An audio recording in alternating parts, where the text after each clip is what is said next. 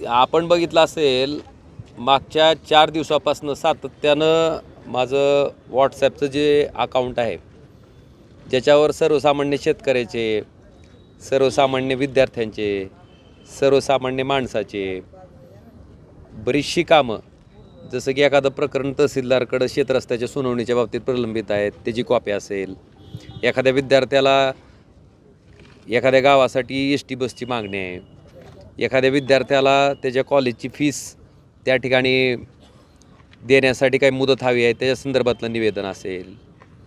त्याचबरोबर कुणाला दवाखान्याची अडचण असेल, मुख्यमंत्री सहायता निधीसाठी, प्रधानमंत्री सहायता निधीसाठी केलेलं ॲप्लिकेशन असेल त्याची कॉपी असेल, हे सगळं माझं व्हॉट्सअपच्या माध्यमातून त्या ठिकाणी मी त्यांच्या संपर्कात होतो आणि ते व्हॉट्सअपवर मला बघता यायचं आणि व्हॉट्सअपवरनं ते लगेच मी संबंधित यंत्रणेला फॉरवर्ड करून त्या माणसाचं काम त्या ठिकाणी करणं मला सुलभ होत होतं. पण मागच्या 4-5 दिवसापासून माझं व्हॉट्सअपचं अकाउंट हे काही राजकीय विरोधक लोकांनी त्यांची सोशल मीडियाची एक टीम तयार करून त्यांच्या कार्यकर्त्याच्या माध्यमातून ह्या नंबरवर त्या ठिकाणी रिपोर्ट मारलेत,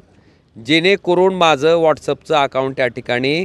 ब्लॉक व्हावं हा त्याच्या पाठीमागचा उद्देश आहे. आणि सर्वसामान्य लोकांच्या संपर्कापासून कसं रोखता येईल हा केलेला नीच प्रयत्न आहे.